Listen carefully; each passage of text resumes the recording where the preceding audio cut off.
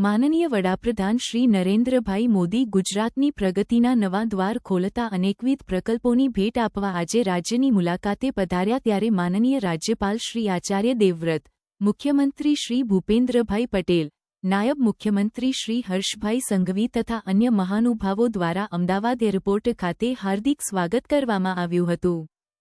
આ મ્યુઝિયમમાં 2000મી વધુ પ્રાચીન જ્ઞાન, શિલ્પ અને કલા સામગ્રીની અનોખી પ્રદર્શની છે.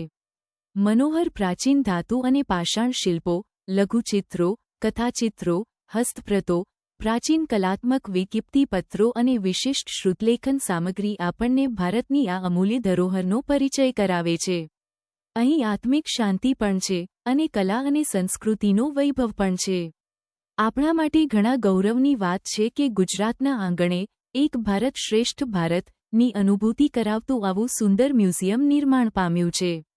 આપ સૌ પરિવાર સહિત આ મ્યુઝિયમની મુલાકાત જરૂર લેશો તેવો આગ્રહ કરું છું. આ મ્યુઝિયમના નિર્માણમાં યોગદાન આપનારા સૌ દાતાશ્રીઓ, શ્રેષ્ઠીઓને અભિનંદન પાઠવું છું.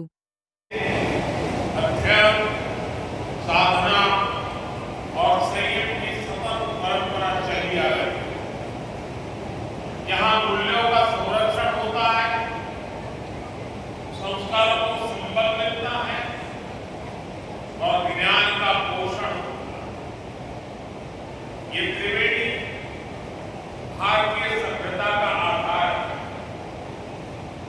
इस त्रिवेणी को अविरत बनाए रखना ये हम सबका दायित्व है.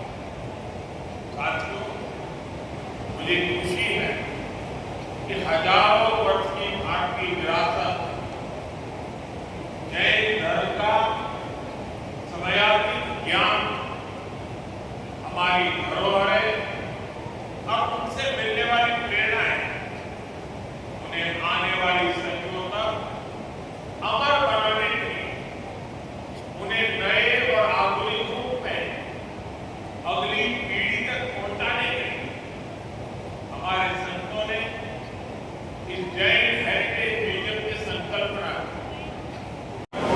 8वां संकल्प है योग और खेल को जीवन में लाना. गरीबों की सहायता का संकल्प और 10वां संकल्प आप सभी ने स्वयं से जोड़ दिया, वो है भारत की विरासत का संरक्षण. इसी का प्रतीक है. साथियों, आने वाले समय में हमारे सामने बड़े लक्ष्य, हमें बड़े संकल्पों को पूरा करना. हमारी एकता, हमारे सांस्कृतिक संबल भी इसमें हमारी